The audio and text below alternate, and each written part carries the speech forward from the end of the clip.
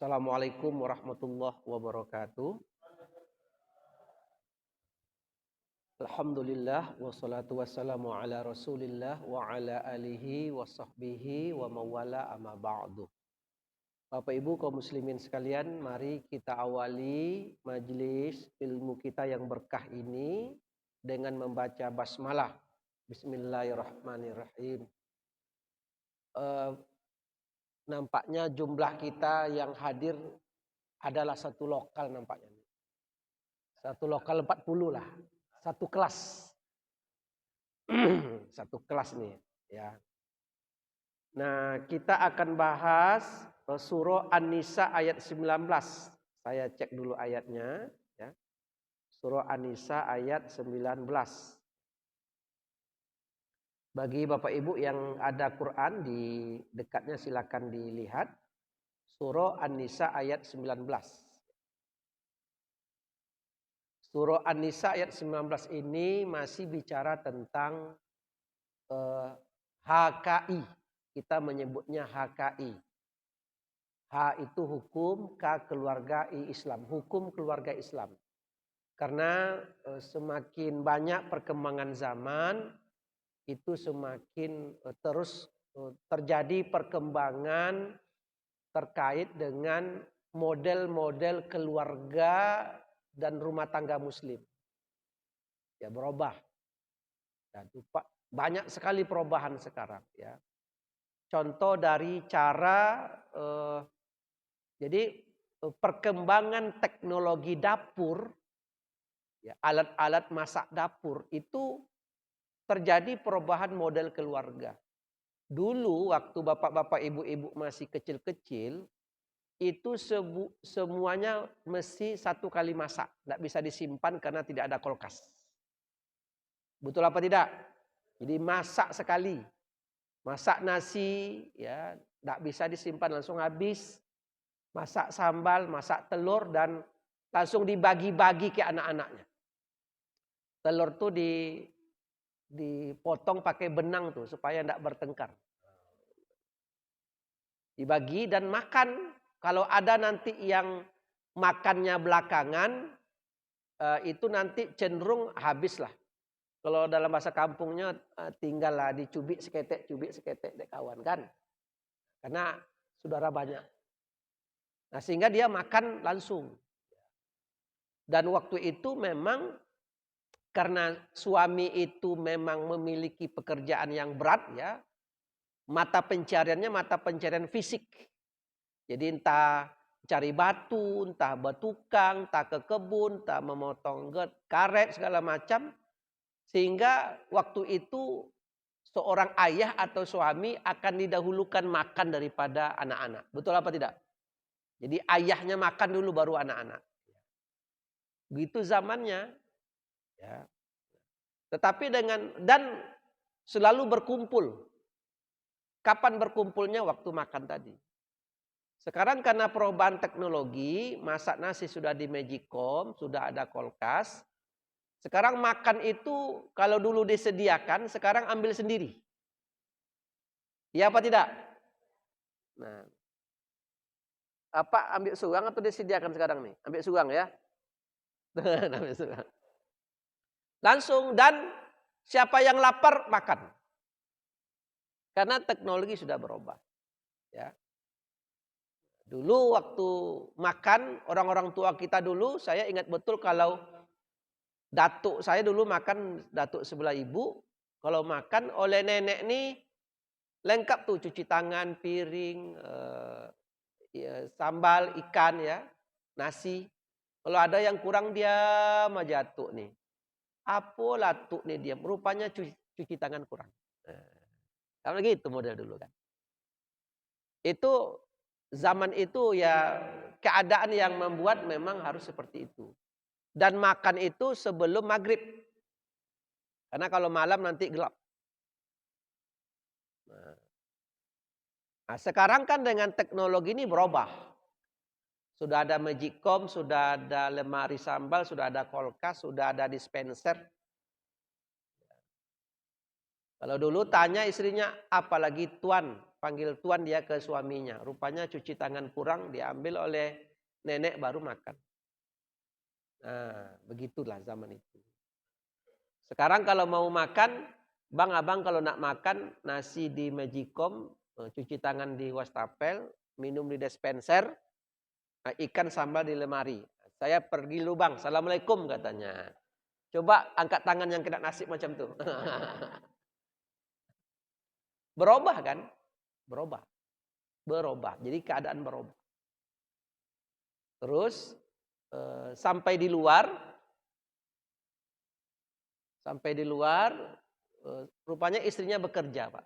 Jadi guru biasanya kan lebih cepat berangkat dari suami. Hidup klason, tidit, klason Honda. Rupanya memanggil suami. Jadi sekarang panggil suami pakai klason. Tidit, keluar kepala suami, apa juga lagi? Jangan lupa jemput anak. Problem rumah tangga itu berubah-ubah seiring dengan bertambahnya dan berkembangnya zaman. Tetapi kajian hukum keluarga Islam itu tetap tidak boleh berubah. Ada nilai-nilai yang mesti dipegang. Nah, pada surah An-Nisa ayat 19 ini juga ada nilai-nilai yang akan kita kaji di dalam majelis yang berkah ini.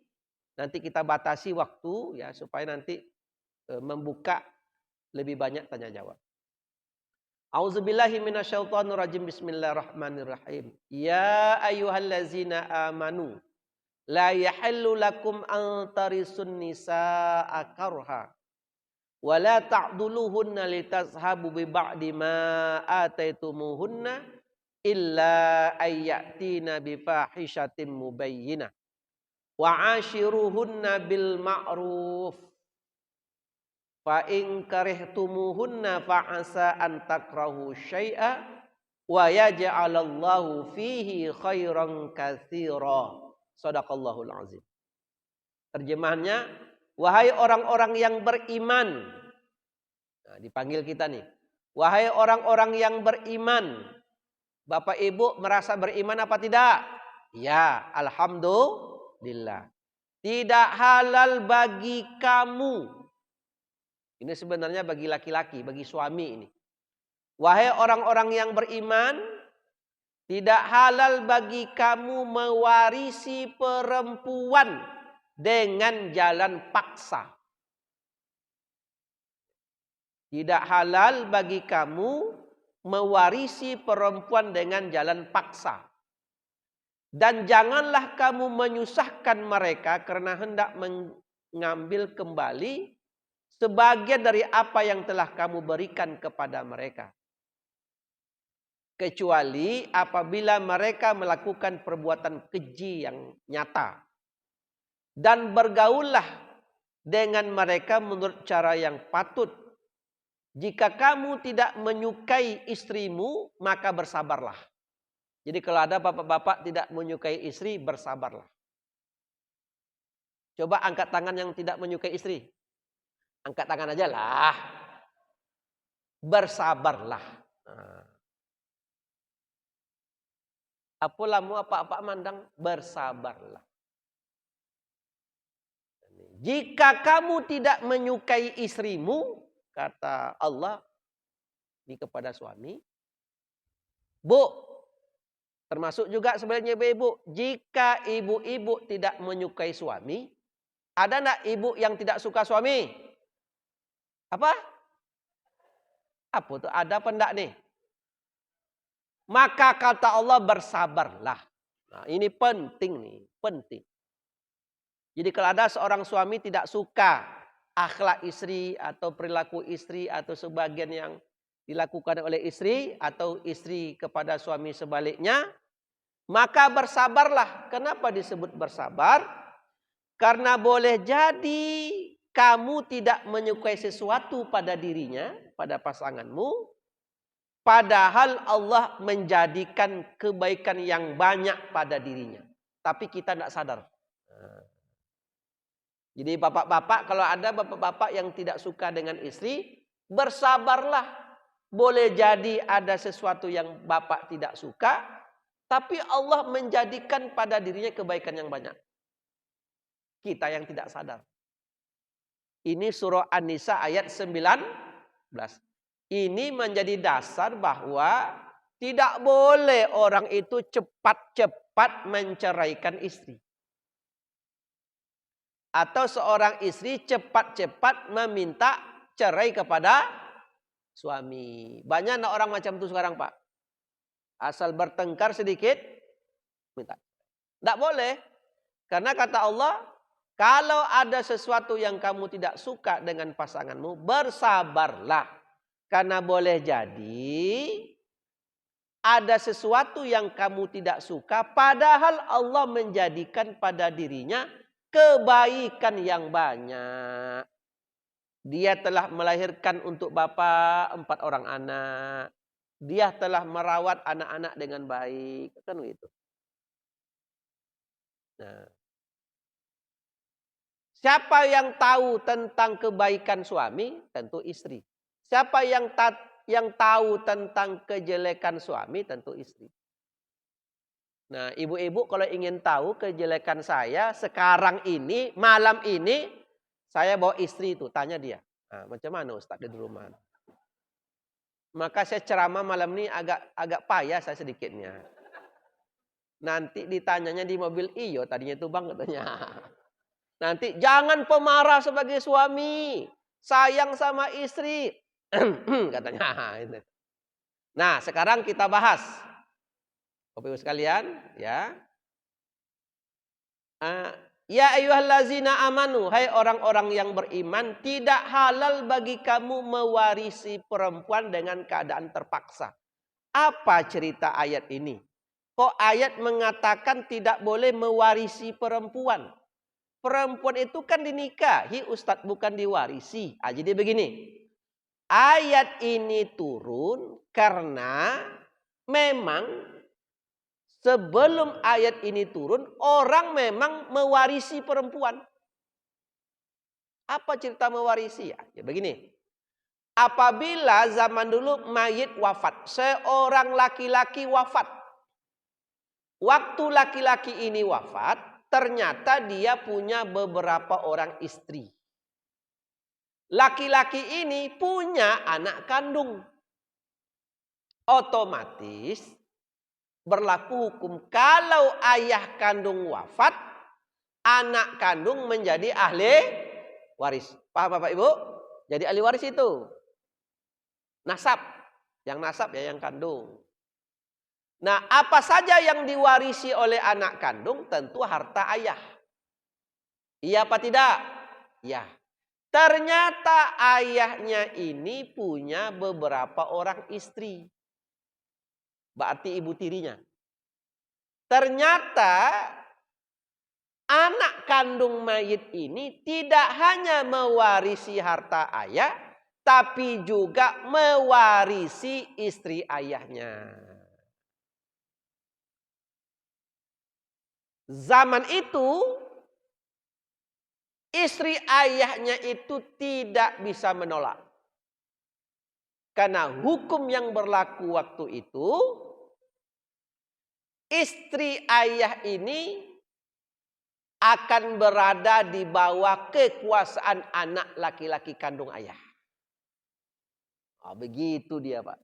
Jadi posisi perempuan pada zaman itu tidak menjadi ahli waris, tapi menjadi barang yang kedudukannya sama untuk diwariskan ke anak. Zaman itu, Pak, memang berat itu. Dan bagi anak laki-laki tadi, bisa beberapa keadaan yang bisa dia ambil. Satu, kalau anak laki-laki kandung bapak nih suka dengan perempuan itu, dengan ibu tirinya, maka ia boleh menikahinya. Dinikahilah ibunya tadi. Tanpa pakai mahar. Karena dianggap mahar ayahnya dulu, waktu menikahi perempuan ini, waktu mengambil dari keluarganya, dianggap mahar itu juga yang masih dipakai. Yang kedua, kalau anak laki-laki kandung bapak ini tidak suka dengan perempuan ini, istri ayahnya tadi, Ia tidak nikahkan. Tapi ia nikahkan dia dengan laki-laki lain. Dikasih ke orang. Begitu dikasih ke orang, harus pakai mahar. Mahar tuh dia yang mengambil. Jadi motifnya, duit aja motifnya nih. Keuntungan finansial, profit. Kayak dijual lah gitu. Atau bisa yang ketiga Pak, dan ini jahat lagi nih.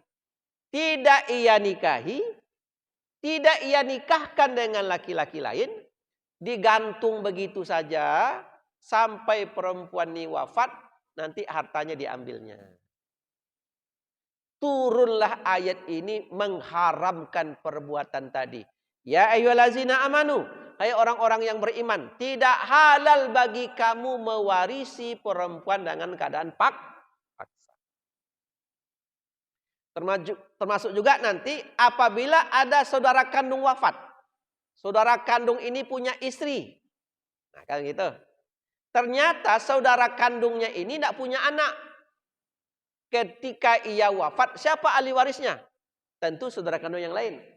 Saudara kandungnya ini tidak hanya mewarisi harta saudara kandungnya, tapi juga istrinya itu diwarisinya, diambil. Nah, kalau nanti saudara kandungnya ini suka dengan perempuan tadi, dan perempuan tadi suka pula, alhamdulillah tidak ada masalah. Itu tidak terpaksa namanya. Ada nak Bapak Ibu, dalam kita itu turun ranjang namanya. Saling tikau, saling tikar. Ada apa tidak? Ada, itu boleh itu dengan syarat perempuan tadi redho. Jadi ketika dia menikahi kakak kandungnya, kemudian cerai dengan kakak kandungnya. Baik cerai itu cerai hidup ataupun cerai mati. Tapi biasanya yang terjadi cerai mati ya. Maka bolehkah nikah dengan adik kandungnya? Itu boleh. Hukumnya boleh. Ya. Nah, tetapi ini jadi catatan ini. Apa yang jadi catatan? Kalau ayah kandungnya itu punya istri, kemudian jadi mayit wafat, ayah kandung dia punya istri, apakah boleh istri ayahnya itu dinikahi oleh anak laki-laki kandung? Boleh apa tidak? Bu, boleh apa tidak? Ibu Tini boleh? Nanti di ayat 21 turun ayat yang lain. Wala tankihu ma nakaha abaukum minan nisa'i illa ma qad salaf. Haram kamu menikahi perempuan yang pernah nikah dengan ayahmu. Jadi kalau ada seorang perempuan pernah nikah dengan ayah kita, maka perempuan itu jadi mahram kita selama-lamanya, meskipun nanti dengan ayah kita telah bercerai. Paham Bapak Ibu? Tidak boleh, haram.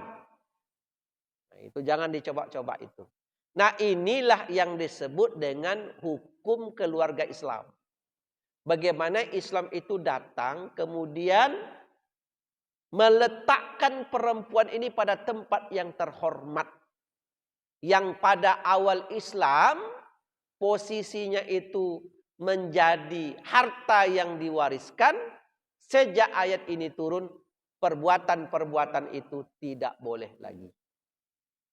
Paham Bapak? Sehingga ya, walat, ada kalimat di sini karha. Apa itu karha? Jadi karha dia ada huruf kaf, huruf ro, huruf ha. Karha, karha. Nanti dalam Al-Quran ada kaf, roha juga, tapi kurha. Ada kurha, ada karha. Sebenarnya kalau kita papan tulis enak nih. Ada karha, ada kurha.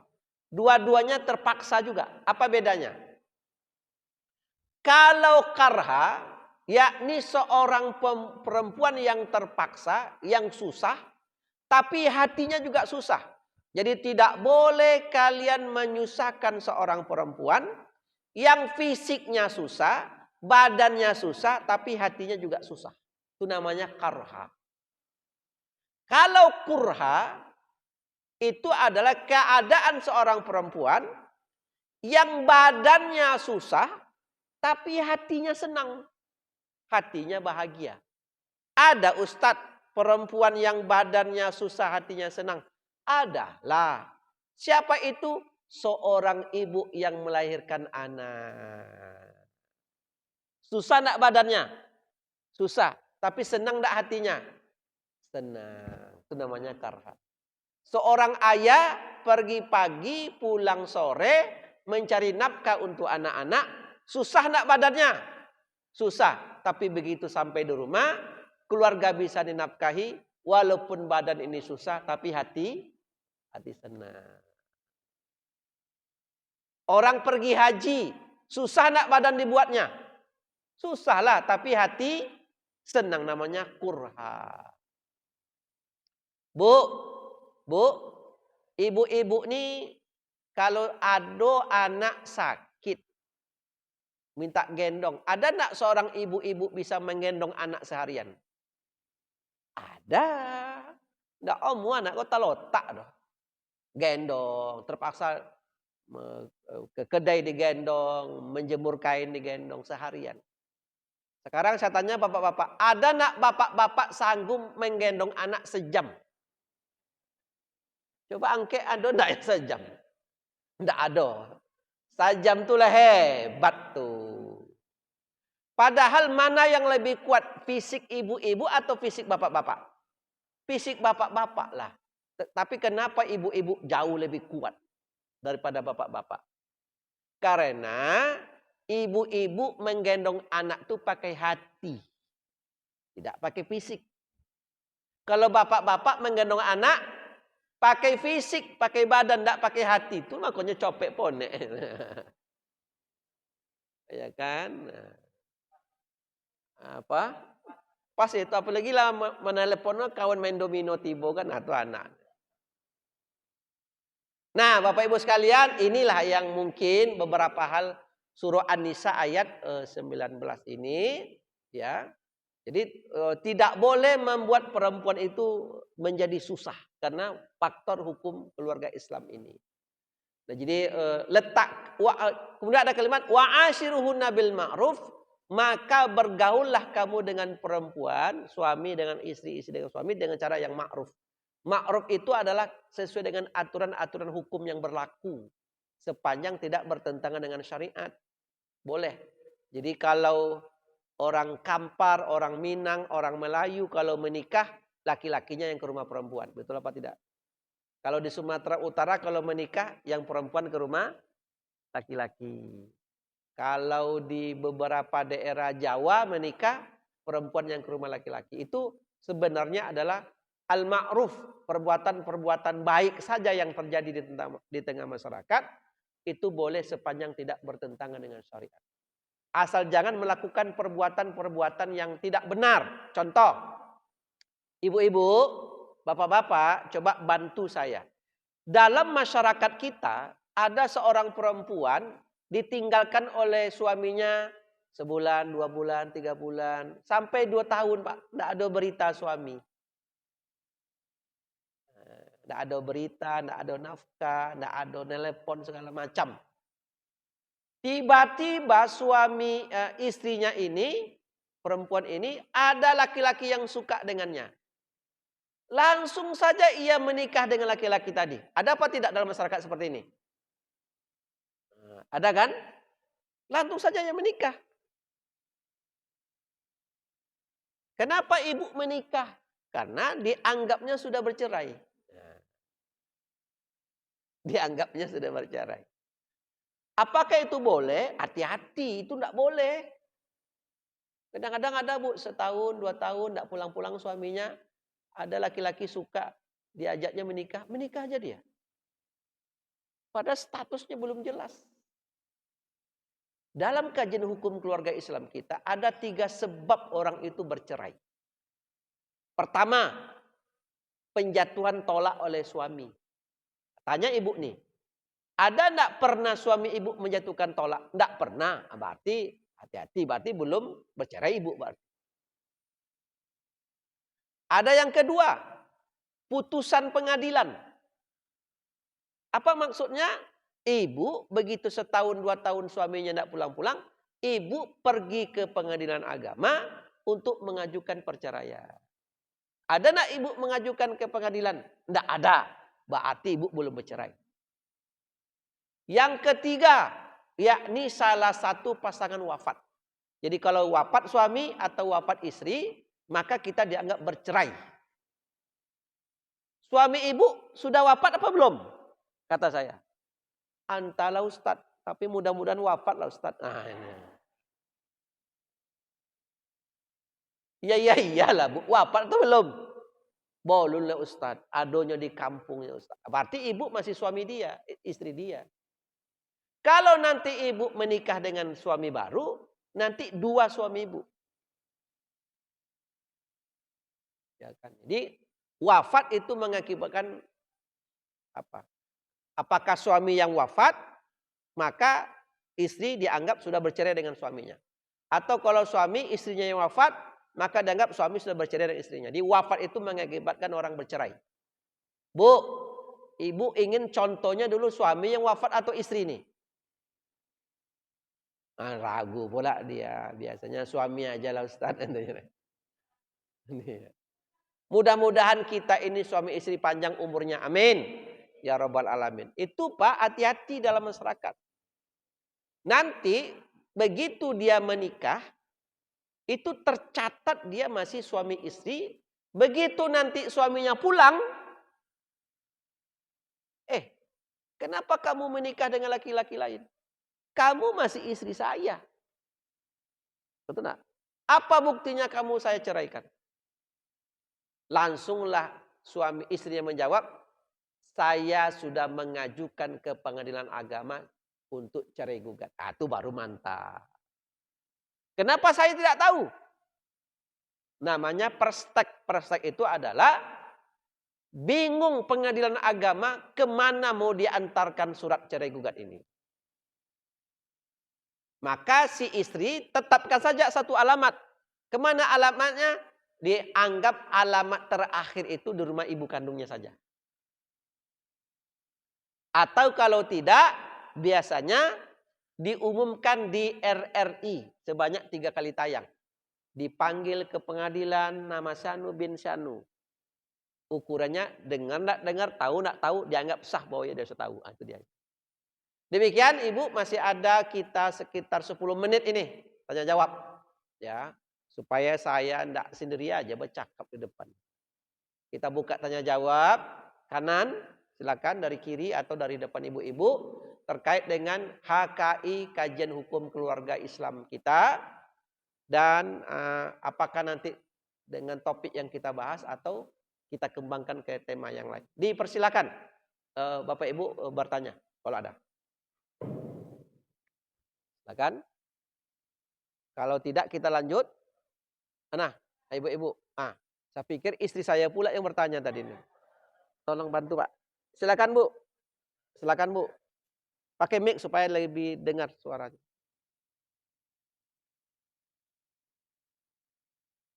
Silakan.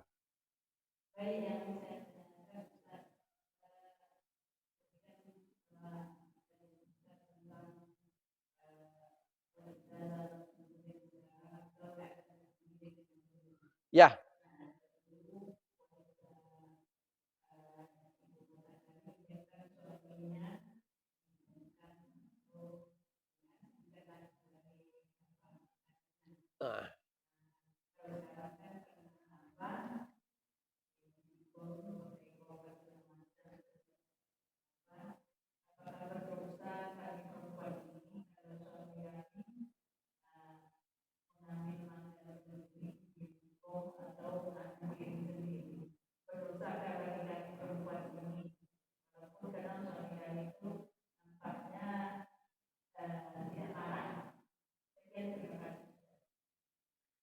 Suami ibu yang mana?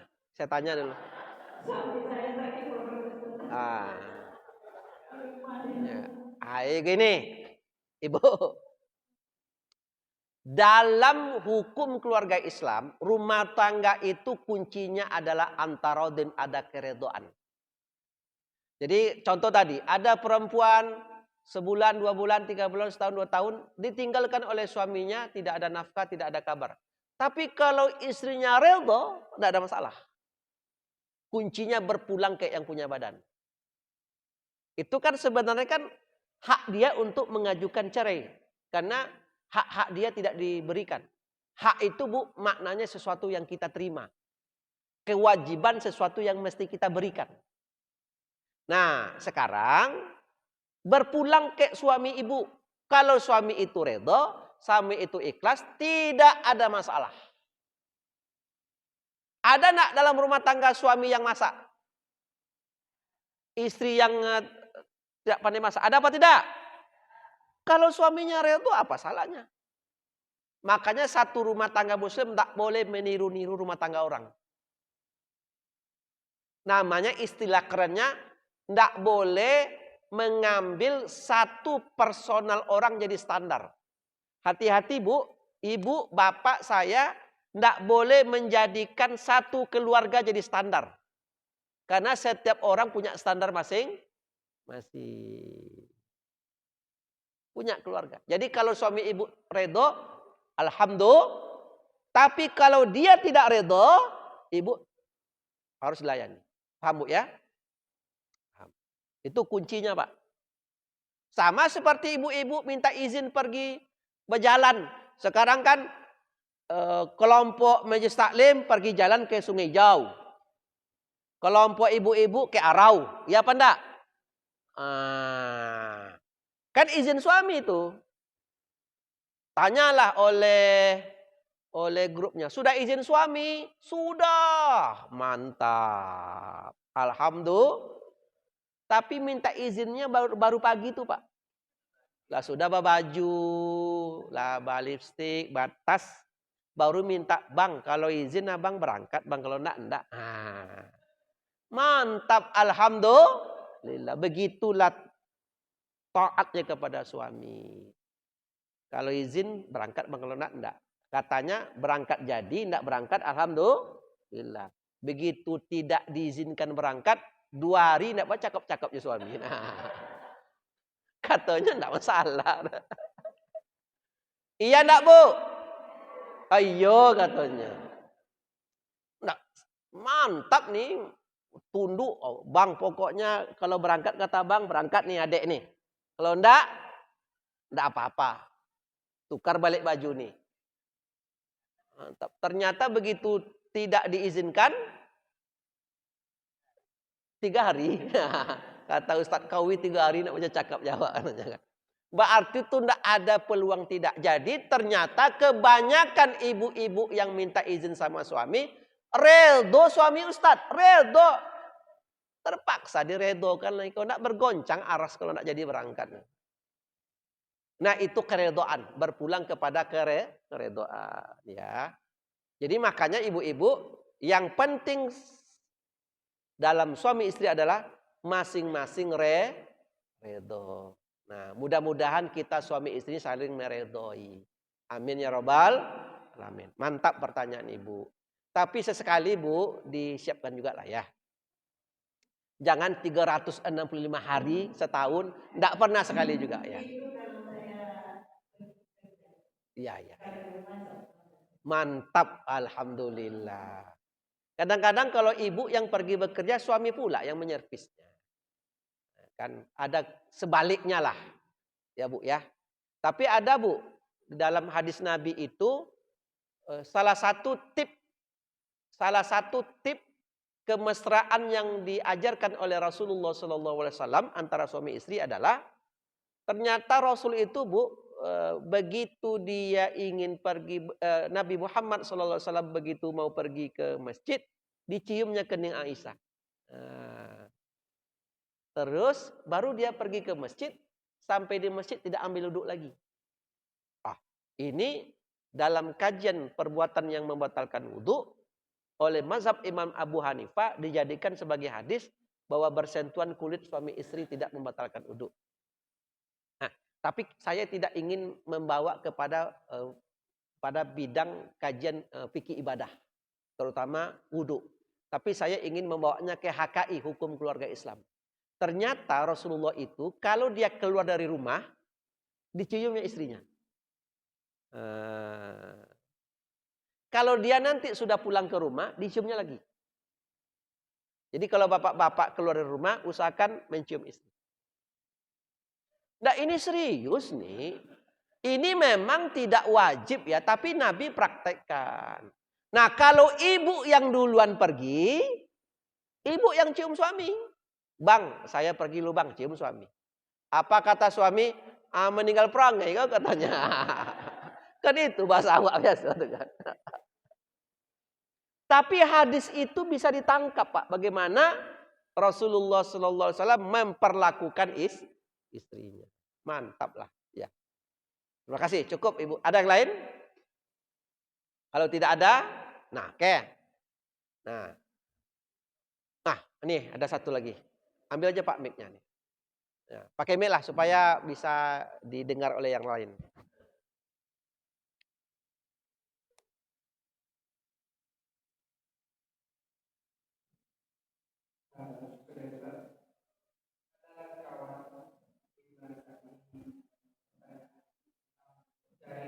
Ya.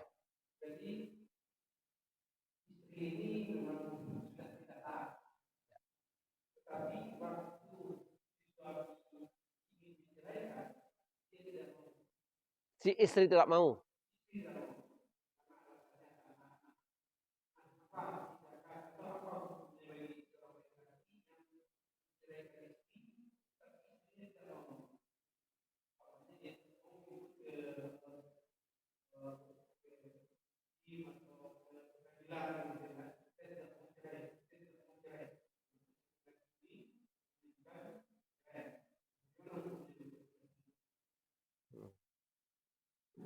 Yang jelas si laki-laki ini kalau ingin menceraikan istri mesti berpikir 1000 kali. Kalau dia menceraikan istrinya, terus sebenarnya suka atau tidak suka istri, mau atau tidak mau istri, kalau alasan perceraiannya itu ada, itu menjadi dalil kuat untuk mengajukannya ke sidang pengadilan. Nah, suka tidak suka dia, datang atau tidak datang dia, tidak jadi masalah Pak. Putusan akan tetap jatuh. Namanya perstek. Perstek itu putusan yang dijatuhkan atas tidak hadirnya pasangan. Pasti akan sampai surat akan dilayangkan ke dia. Kalau dia tidak datang, tidak ada masalah. Dengan syarat bahwa ada alasan kuat. Seperti dia pergi dengan laki-laki lain, nginap di hotel, udah jelas ya. Itu kan jelas itu. Dia narkoba, dia keluyuran tanpa melaksanakan, itu jelas. Tapi kadang-kadang kan suami mengatakan istri durhaka ini kan hanya sekedar ucapan karena tidak suka saja. Nah, tapi hati-hati nanti akan ada di mediasi.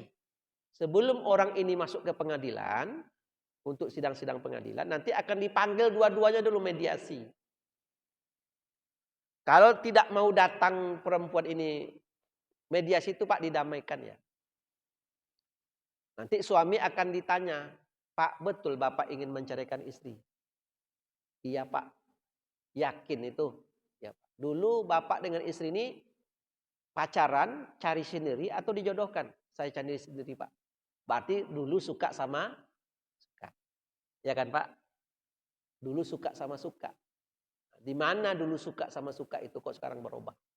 Nah, kalau Bapak menceraikan istri karena Bapak anggap akhlaknya tidak baik, terus setelah bercerai nanti Bapak ingin mencari istri yang lain, istri baru. Perempuan yang lain. Bapak nikahi lagi istri baru tadi. Ada enggak jaminan istri yang baru itu nanti lebih baik dari yang sekarang? Ada enggak jaminan Pak? Enggak ada Pak. Bukankah istri yang sekarang awalnya dulu juga baik? Itu adalah kerja kita lagi. Itu pertama itu. Nah, tetapi kalau alasan menceraikan itu tidak kuat, nanti pengadilan tidak bisa menerima. Itu kuncinya. Memang kalau kita menceraikan orang, tentu orang tak suka. Ada pula istri yang menantang, Pak. Kamu saya ceraikan. Kalau enggak abang yang mengadu, saya yang mengadu nanti. Nah, ditantang pula suaminya. Ada enggak yang macam itu, Pak? Wah, ada. Ini biasanya kalau dia punya penghasilan sendiri biasanya. Nah, demikian karena sudah azan, Bapak Ibu sekalian. Jadi apa yang hendak kita dapatkan nilai-nilai hukum keluarga Islam pada maghrib ini adalah pertama, tidak boleh menikahi seorang perempuan dalam keadaan dia tidak suka. Jadi nanti akan ada prinsip perkawinan itu adalah redo sama redo. Yang kedua, kalau ada seorang suami atau istri yang tidak suka dengan pasangan, bersabarlah. Boleh jadi Allah menjadikan pada dirinya kebaikan yang banyak. Mudah-mudahan ada hikmahnya buat kita bersama. Bapak Ibu, sudah Bapak Ibu ya? Ustadz, Pak, ambil mic-nya bawa ke depan, pertanyaan close. Nah, tutup. Nah, itu ya. Wassalamualaikum warahmatullahi wabarakatuh.